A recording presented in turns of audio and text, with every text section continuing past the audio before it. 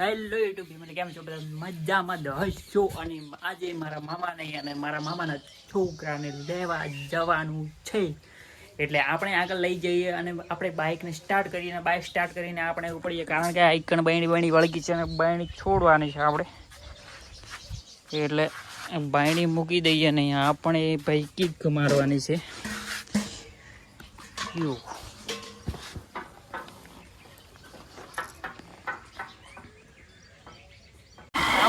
હવે બાઇક લઈને નીકળ્યા છીએ ઘરથી, એટલે ભાઈ કારણ કે ભાઈ લેવા તો જવું પડે ને, કારણ કે આપણા ઘરે છે ને પતરા ચડાવવાના છે, એટલે ભાઈ જૂના પતરા પડ્યા છે ને ઘરે, એટલે એ પતરા અડધા ચડાવવાના છે. એટલે મારા મામા અને એક બીજો કારીગર છે, ભાઈ મારા મામાનો છોકરો છે ભાઈ, એ પણ કારીગર જ છે, એટલે બંનેને લેવા જવું જ છે. કારણ કે ભાઈ લેવા તો જવું પડશે ને ભાઈ આપણે, કારણ કે ભાઈ આપણે કામ કરવું છે એટલે આપણે લેવા જવું પડે તરત. અને કારણ કે ભાઈ ફટાફટ તૈયાર કરવું છે ને, ફટાફટ ત્યાં રહેવા જતું રહેવું છે, કારણ કે ભાઈ આ ઘરે તો છે ને હવે કંટાળી ગયા છીએ, કારણ કે ભાઈ બાજુમાં એટલો કંકાસ વધી ગયેલો છે ને એની કોઈ સીમા જ નહીં. એટલે કીધું આઈકન રમેરો છે. એ મામા કા લડકા, એ પોતે મામા આ ગયા.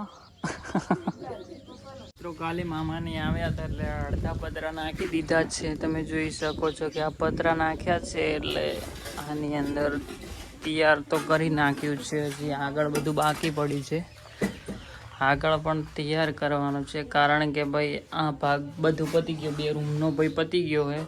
અને જે આગળ આપણે જે કરવાનો છે, આગળ જે આખો હોલ મોટો છે, એ હજી આઈકણ ભાઈ 14 થી 15 પતરા ચડે છે, એટલે આ 14 થી 15 પતરા ચડે છે, એટલે આઈકણ હજી ચેનલ ઉભી લાવવાની છે અને પતરા લાવવાના છે, કારણ કે પતરા ઉતારતા ભાઈ તૂટી ગયા હતા, કારણ કે બધા પતરા હતા પણ જે 15 પતરા હતા એ તૂટી ગયા છે. એટલે આપણે છે ને બીજા પતરા લાવવાના છે, એટલે લગભગ 2-3 દિવસ પછી કામ વળી ફરીથી ચાલુ કરવાનું છે. એટલે ચાલુ તો લગભગ થઈ જશે, એટલે